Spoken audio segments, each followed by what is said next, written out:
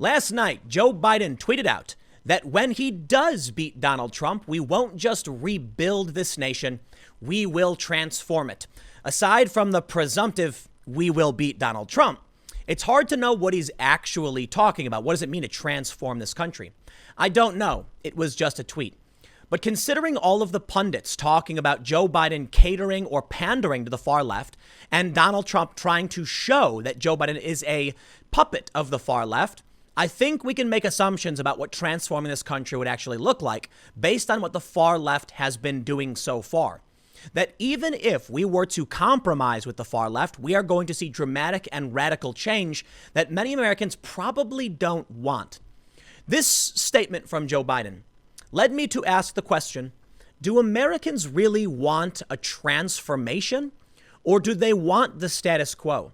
It's hard to know for sure. There's a lot of poor people who would like to do better and think the answer lies in politicians. However, the message that Joe Biden is putting out, albeit it was just a tweet, is contrasted by Donald Trump's message of keep America great.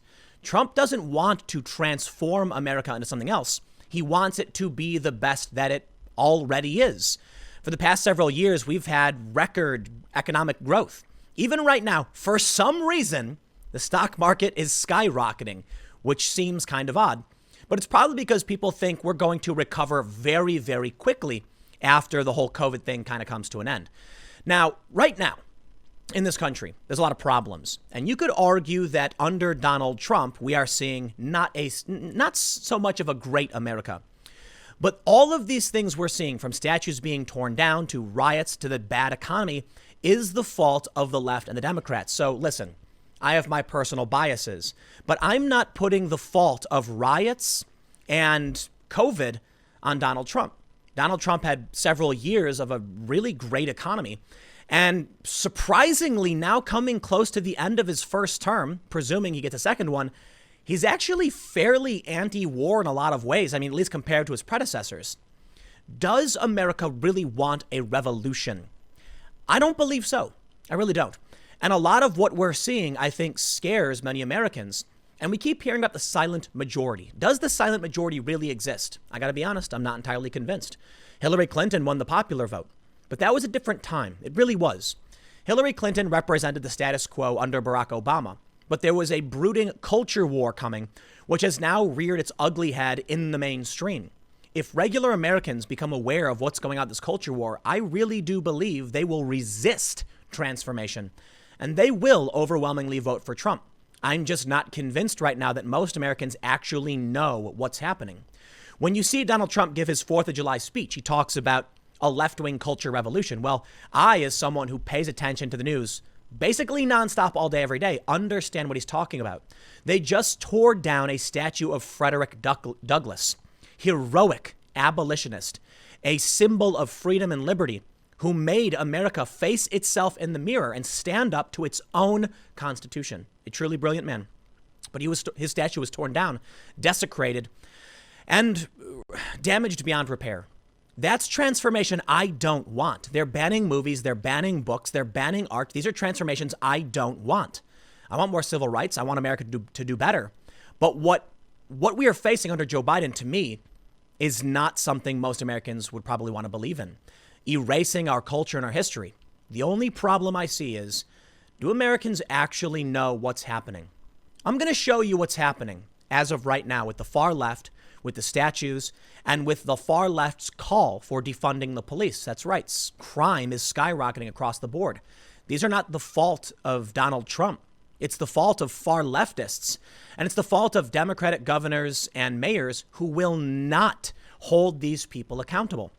It doesn't mean Trump is a great president or that he's even doing a good job. It just means the transformation being proposed under Biden should probably worry you.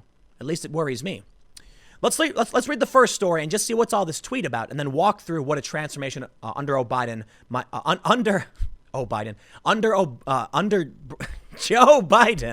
might look like. You see, I just pulled a Biden. I'm sorry. Remember when Biden said, "Oh, Biden-Bama"? Hey, we all make mistakes. Before we get started, however, head over to timcast.com/donate if you'd like to support my work. There's many ways you can give. There's a P.O. box if you want to send stuff, but the best thing you can do, share this video.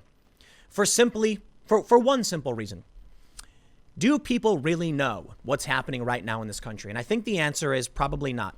Many of them don't want to know. Many of them have seen counter propaganda or have seen straight up propaganda and won't believe it. But there are probably a lot of people who just don't know. And I'm going to show you what's been going on and what you could get if Joe Biden actually does get elected. Now, if you just want to watch, hit the subscribe button, the like button, the notification bell. You know the game. Let's read the news. The Daily Caller says Joe Biden promises to transform America if elected. We are going to beat Donald Trump. And when we do, we won't just rebuild this nation, we will transform it. They say the presumptive Democratic presidential nominee did not provide specifics on how he would transform the nation if he wins in November, and his campaign did not immediately respond to a request for comment from the Daily Caller. Biden's comments came at the end of July 4th weekend, which saw large protests against racism and police brutality. The former vice president has promised sweeping reforms if elected, but has also attempted to distance himself from protest movements that have called for police departments to be defunded and statues of U.S. founding fathers to come down. These are very important points that I want to make sure, to be fair, I highlight first. Joe Biden was asked about statues. He said the Confederate statue should probably come down, but Christopher Columbus, the founding fathers, probably too far. Joe Biden and the Democrats have said no to defunding or abolishing the police. The only problem is when we see that from Biden and the Democrats, I think we can respect that position. But then when we see that they're pandering or catering to the far left, can we trust that position? And I think the answer is, for the most part, no. I think Joe Biden will make many concessions. He will give up a lot of ground to the far left, and these will be things we don't like. Donald Trump gave a speech on the 4th of July. Most of the media called it dark and divisive, almost like they got their talking points from the Democratic Party themselves. Was the speech really dark and divisive? I could only imagine if you were on the far left. The idea that Donald Trump would have to unify Americans with radical revolutionary types, to me, is kind of weird. There's no compromise between me and someone who thinks I shouldn't have the right to speak, or who thinks that statues of my heroes, like people like Frederick Douglass or Thomas Jefferson, should be brought down. Or how about, there's one man, I believe his name is Hans Christian Heg. He was an abolitionist who died fighting for the Union. These are people that I respect. They're heroes. I'm not going to compromise with someone who wants them brought down. What's the compromise there? We'll bring down some of the statues and leave up some of them? No, they should all remain up. Now, maybe there's a compromise over the Confederate statues, but they already tore those down, or they're trying to tear them down. They're trying to tear down our presidents. I'm sorry, man. There's a line, and I can't compromise with that, so I wouldn't call it divisive. Let's see what's going on with this here Joe Biden. The coming Biden coup. Now, this is an opinion piece from The Hill today where they say the socialist progressive wing of the Democratic Party is now center stage and insisting one of their own be Biden's vice presidential candidate. That's all you need to see from this article. That's the point I want to bring up right now. The Democrats are hoping that if Joe Biden picks a progressive, someone who supports all of this far left revolutionary nonsense, they could actually win them over. That's the compromise the Democrats are willing to make to a fringe sect of revolutionary type fanatics, in my opinion. We recently saw Nancy Pelosi and many of the Democrats literally get on bent knee for Black Lives Matter, which many Black Lives Matter activists have said has been hijacked by the far left. I think it's fair to point out there are some totally fine aspects of the Black Lives Matter movement, notably the things that I've praised that Dave Chappelle has brought up. Ending police brutality and defending civil liberties, totally on board for that. But the weird Marxist intersectionalism is a step too far, and these people are gaining ground.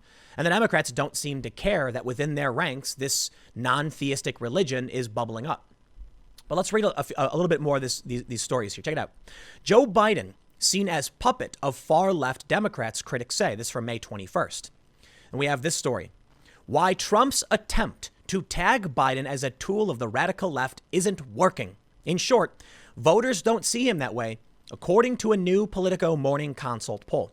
Now, this is important considering we just saw that critics are calling Joe Biden a puppet of the far left, or that I have literally just done that. Not that he's a puppet, but that I think he's going to compromise on things I don't want to see compromise. I'm sorry, man. You can't compromise on everything. I certainly believe in police reform. I don't believe in abolishing the police. I'm not going to compromise on that. What's the compromise there? Defund the police? Maybe demilitarize in many ways. And that's why I'm in favor of reform. But I'm worried that with the Democratic Party, they're going to give way too much. They're not particularly strong. They say only 17% of registered voters perceive the former vice president as more liberal than most Democrats, according to a Politico Morning Consult survey, while nearly 2/3 see him as in line with or more conservative than the party at large. But that's true. That doesn't mean he's not a puppet of the far left. It means that Joe Biden is widely seen as a more centrist Democratic candidate, not a progressive candidate. But it doesn't matter what Donald Trump is trying to brand him as. This is what's really funny. It's a matter of fact. 538 says it. The pandemic has pushed Biden to the left. How far will he go? I don't know. But it's funny that they say in the newest piece from Politico about this that Trump is trying to brand Joe Biden as a puppet of the far left. But 538 said in May that Joe Biden was moving far left. He certainly is. Joe Biden called for a moratorium on deportations. And I'm not sure if Biden went this far, but I believe the Democrats all said they want to decriminalize border crossings. I mean, that's weird far left ideological stuff. Strangely, Bernie Sanders used to call it a far right position. So I guess Bernie Sanders is far right now that he supports it. Honestly, I have no idea.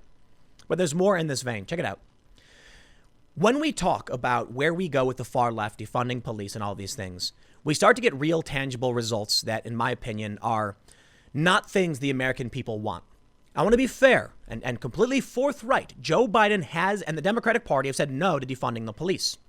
But if they are going to move far left and they are going to compromise with the far left and bring on a potential far left VP, then we can see that some of these ideas will persist and will enter into mainstream America. What does that mean? New York City has now seen more than 500 shootings in 2020. A city run by a progressive Democrat in a state run by Democrats, in which the city just reassigned 600 police from their anti-crime unit due to calls for defunding the police. A city where the state attorney said they would not prosecute protesters who were out protesting for Black Lives Matter, morality policing. Yet at the same time, we see in California, churches aren't allowed, they're not even allowed to sing. In New York, they're telling you churches at minimal capacity, but they let some people off the hook. What happens? When the police are demoralized, their budgets have just been slashed, you will see crime skyrocket. Check out this story. New York City crime stats show spike in burglaries and murders so far this year from June 16th, just a couple of weeks ago. Why is this happening? They say that, Murders are up 25%. If you talk to the progressives, they'll tell you it's a conspiracy. You see, the police are desperately trying to make sure that people want them to have their jobs. They want to make sure everybody knows why they need the NYPD, to channel my good V for Vendetta Chancellor Sutler there. I don't believe it. I think the reality is the police are demoralized. They're scared to do certain things because of the widespread protests. Their budgets have been slashed and 600 cops have been reassigned. You can argue that because of the protests, the police are refusing to do work, but that's an issue of demoralization. I'm totally on board with reform. And I think a lot of cops who are against it, yeah, well, too bad. Reform is fine. But reform is something simple like, cops have a first response, procedure, a policy procedure of the first people who go out will be community officers, depending on the severity of the call. That if somebody calls 911 for a mental health issue, then NYPD's community response team shows up. I believe these officers are armed, but it's very different from, say, a cop, your standard beat cop. It's about scale and progression. Some people have talked about sending out social workers. I've seen conservatives very critical of this, arguing that, social workers will just end up getting hurt or whatever. But I think that's, to an extent, moderately unfair. The reality is, if you call someone because there's a homeless guy who's refusing to move from a doorway, then you can have a social worker come out. That really does make sense. These are simple reforms that I think can make sense. Unfortunately, that's not what the far left is calling for. And the vocal minority or whatever, that's actually going to gain position among the Democrats. They want to abolish the police outright. When they slashed the NYPD budget by $1 billion, AOC said no. When we say defund, we mean defund. My question is, just tell us what you want. Why are you playing word games with us? Regardless of what's happening, the far left and the riots and the violence has resulted in more crime. It's just fair to say. across the board too. Look at Chicago. Murders and shootings are up. Overall crime is down. So that's pretty good that crime is down. But murders and shootings are up. And that's likely due to the fact, well, that police are demoralized, as I stated. Moving on, however, I wanted to highlight this thread from Jack Murphy, who talks about the problems of riots and why I think pandering to the far left is dangerous. Jack tweeted this thread in May 29th, before the riots actually hit D.C. He said, riots burned D.C. in 1968. It took 40 years for the city to recover, and in some ways it never did. Some of the burned out areas had crumbling buildings and vacancies for decades. Tens of thousands of people left town never to return. The city was literally gutted. What happens when a city is gutted? Those with means leave. Those without remain. Crime, drugs, and despair move in. In D.C., the entire middle class left town, black and white. All that remained were mostly poor blacks and a few rich whites. Both were cloistered and isolated. The tax base erodes, services decline, lawlessness fills the air. Streets become borders between the haves and have-nots. Segregation increases, conflict rises, anger intensifies. Things get so bad that folks just abandon their properties. Those who stay bar their doors. He goes on to say that the big difference is that today, coronavirus had already caused a lot of damage and incentivized people to leave. But he says that the riots are coming. And when they do, the city will be damaged and will likely not recover for decades, thus creating more problems. And he's right. I believe he's right. So think about what compromise of the far left gets you. They keep saying the riots worked. They didn't work. They made everything worse and people died. Is that what Joe Biden seeks to compromise with? Certainly not everybody associated with the progressive left is for violence, but they certainly excuse it to varying degrees. Where were the complaints about Frederick Douglass's statue being torn down? I just don't know. Enough is enough. Atlanta mayor calls for violence to end after child is killed. It took this long for Atlanta to finally move in and shut down this occupied space in Atlanta. These protesters have been violent. Not even I don't know what you call them, but the violence has gone on for so long. Why won't they stop it? Why are murders and shootings going up? Why in Atlanta did a little girl have to lose her life? Why in Chaz in Seattle did a 16-year-old lose his life? What are they doing? Is that what Joe Biden seeks to compromise with? And I bring it back to the main point. If Joe Biden is talking about transform, would he unintentionally bring about this kind of transform? That's not the transform we want. Again, you could say that right now Trump is president, and they try to argue that, but Trump is in charge of the federal government, and Joe Biden would be as well.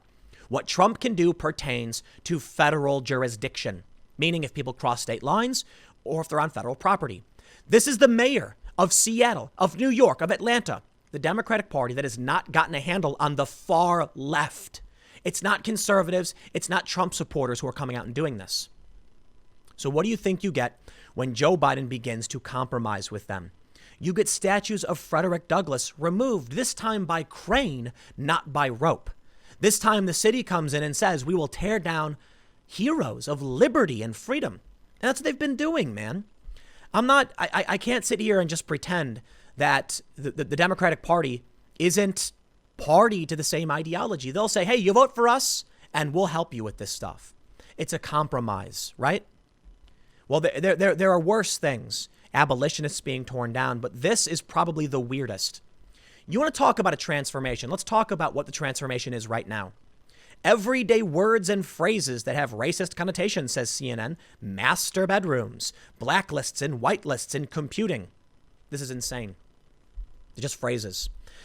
People like to make things up. They like to make up the history of weird words because they want to change the definition of words. There's complaints now in the hacker community. They're saying there's such thing as white hat hackers. They're the good guys, sort of. They work for big companies to protect people for a business. You got a threat of hackers. The white hats come in to save you. Gray hats, typically political activists, and then black hats. Black hat hacker means people who do things for personal gain, stealing credit cards, etc. These are not racial terms. It's a reference to like light and dark or like white magic and black magic. It's just old ancestral terminology. It's not racist unless you make it racist. Blacklist and whitelist, etc. They want to create some kind of weird racial history to literally change the definition of words. And that's confusing to people. And now you have cancel culture. That is not a transformation I want to be a part of. It goes beyond this. There are some weird and worse things. The Washington Post says, while offensive TV shows get pulled, problematic books are still inspiring debate and conversation. What are you trying to argue here, Washington Post? That we should now start burning books? Let me tell you. How can you tell if you're on the side of the good guys? The saying goes, the good guys tend to be the ones that aren't burning books, banning speech, banning art, tearing down statues of heroes who opposed slavery. Certainly people have torn down statues, good guy and bad guy. That I can understand. But banning books, burning books, that doesn't sound like the good guys to me. In fact, that sounds like the baddies. Are you compromising with the bad guys? It sounds like you may be. Now you have the rise of this fringe ideology and their corporate lecture book, White Fragility, which is horrifying, nightmarish Kafka. What is it? They call it a Kafka trap. That all white people are racist, they say. And if you deny it, it proves you're racist. That's the argument. It's a fringe, non-theistic religion being, seeping its way into the Democratic Party through the far left. These are not things I think Americans would like to see in terms of transformation. Outrage after California bans singing in churches. Is this the transformation you want? Why is California banning singing but supporting protests? Certainly you can sing with a mask on. Here's the new religion. People in a park with their hands raised chanting. Is this the transformation you want? I have no problem if people want to practice a new religion, if they want to sit in a park and raise their hands and chant. I have a problem with how the government will ban you from chanting and singing. That's literally what they're saying. But these other groups can do the same thing. Oh, they'll argue, but they're wearing masks. Sure. But in many of these videos, many of these photos, the people in churches are wearing masks too. Now they want to take down Thomas Jefferson. They want to destroy our history. When Donald Trump said there is a cultural revolution that seeks to erase our history, many media pundits lied and said, that's not true. Trump's just making this up. Brian Stelter of CNN said, it's Trump world. It's, he's just watching Tucker Carlson. Does Brian read the New York Times? He used to work there. He's the guy who hosts the CNN show. I'm a direct descendant of Thomas Jefferson. Take down his memorial. No. That is not transformation I want. Now, I'm not going to pretend like I know exactly what Joe Biden's talking about in terms of transformation. Maybe he just means universal health care or something. But I'm not going to make assumptions. No, I'm sorry. I'm on my guard. They tore down Frederick Douglass. You know why that makes me angry? Not only was he a rad dude, but I have been citing him quite a bit over the past couple of weeks, only to find out somebody went and tore his statue down. I don't care who it was or what they believe. Find him and arrest him. That to me is such a step over the line. This dude was awesome. Frederick Douglass was awesome. Thomas Jefferson helped create a great nation. It was an ideological revolution where we as people finally realized that government should be of, by, and for the people. Many people don't understand what July 4th represents. They think it's American independence. A bunch of white slave owners now saying like, well, I should have to pay taxes. No. It was when we realized that divine mandate did not a king it make, that we could have government that we choose. Thomas Jefferson was a slave owner. It's disgusting. And guess what? Frederick Douglass challenged America to look to their own constitution. And he said, will you uphold these freedoms for everyone? Talking about putting a mirror up to these people who claimed to believe in liberty. He was right. And guess what? He won. And we agreed. So we put up a statue in his honor. The police say it was put up in a place where it was above, it was a place, the Underground Railroad, to represent this area where he and Harriet Tubman would help free slaves. Talk about awesome, inspirational, heroic, and somebody tore it down. You want to tear down Confederate statues? I'm not okay with this because you're destabilizing things. You're causing harm. You're targeting people. But more importantly, you are violating the democratic process. I do not like Confederate statues, not one a bit. They should be put in museums, and we can talk about the problems of the Confederacy and why we won and why that war was fought. But Frederick Douglass, I tell you what, make a 50-foot statue put up right in the middle of some big old city. That would be awesome. The dude rocks. There were so many things wrong with this country even after it was formed, but we've always done better because great heroes stood up and challenged us to consider what's going on around us and whether or not we truly are free. We do it to this day. Even just recently, the Supreme Court ruling that you cannot discriminate on the basis of orientation or identity. Talk about this country doing the right thing. So why erase its founders who planted those seeds of liberty? The seeds that needed to be challenged when people like Frederick Douglass emerged to water those seeds and make the tree of liberty even better. Why are they tearing that down? And what transformation are they talking about? I'll tell you what. You know whose statue they didn't tear down? Lenin up in Seattle. But they burned down an elk in Portland? No, I will not compromise with these people. And no, I don't want to see a dramatic transformation. So Joe Biden may be talking about something as fine as he wants to create universal health care. I'm down to entertain the possibility. I don't know how it might look. I've often argued for basic services. You break a bone, you can go to the hospital, you're taken care of. You get a cold, you get your Tamiflu. But for more severe injuries, illnesses, you're going to need private insurance for that. That's how many countries actually do it. So maybe there's a real conversation there. Maybe that's a transformation we can talk about. Let me tell you something. Under Donald Trump's first 3 years, the economy was doing extremely well. It doesn't mean he's perfect. It doesn't mean he's good or great. It just means he got that one right and people agreed. And because of this, we started seeing many of these revolutionary changes the left has been calling for. A 4-day work week, employee benefits, perks, and healthcare. Because the economy was doing so well, it was happening. COVID was not Trump's fault. So if Trump wants to keep America great, and he's going to do it this way with no new wars, bringing our troops back, and making the economy better for everyone, I mean, to me, that sounds like a great thing. I wish the dude wasn't such a nasty guy. I get it. People like his behavior, but I don't. A lot of people don't. That's fine. But you can recognize he nailed it on many issues. For me, war was always the biggest. And here we are at the end of his 4 years. He didn't start a war. I'm pretty happy about that. So what is Joe Biden offering? I honestly don't know. I really, really don't know. He just called it transformation. It's meaningless. He hides in his basement. He offers up empty platitudes. Meanwhile, the far left romps about, and Joe Biden does nothing but say, oh, well, maybe they shouldn't tear that down. That's not strong enough, man. If you plan to compromise with these people, I don't know what that means, but I don't like it. Where I stand as someone who's always been moderately liberal, I mean, when I was younger, I was pretty far left. And ideologically, I kind of am, but realistically, I'm just kind of your moderate center left liberal type. I look at my options. I would rather compromise with conservatives to preserve our freedoms, bolster our economy, and say no to new wars, if that's what Trump will maintain in a second term, hopefully, than to look at what the far left is doing, saying take down Thomas Jefferson. No way. I've got a collection of Thomas Jefferson coins. His faces appeared on these things. Why? Because the dude was awesome. He was. He was part of a bad era. He was a slave owner. That should always be condemned. And that's why I carry on and look to people like Frederick Douglass or Harriet Tubman, the people that we actually think are awesome in this country. And I say no to the extremists. So let me put it this way. Let me wrap it up here. I don't know if Donald Trump's going to win. I don't know if he should win. But I do not like the idea of the transformation that they are putting forth. And when Joe Biden comes out and says, we're going to transform this nation, I say, nah, hold on there a minute. I'm not liking the transformation I'm seeing.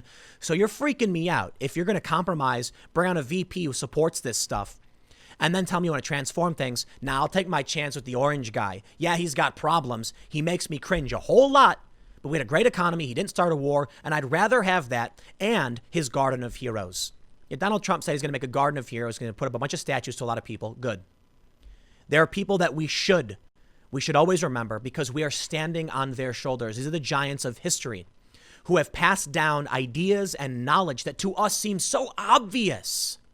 It's funny that Frederick Douglass or Thomas Jefferson, that their ideas we take for granted because at the time, because we've lived with it. We're so used to these ideas, yet at the time they were truly revolutionary. When Thomas Jefferson said, no, divine mandate does not a government make. We will decide our own terms. When Frederick Douglass looked back at him and the 4th of July and says, what does that mean to me? And that's one of the reasons I love the 4th of July and I love America, because from those seeds, we got someone like Frederick Douglass who said, hold on a minute. Let me talk to you about your 4th of July. And he made Americans look in a mirror and say, do you really believe in freedom and independence and a government for the people when you literally own people? No, you do not. So we changed.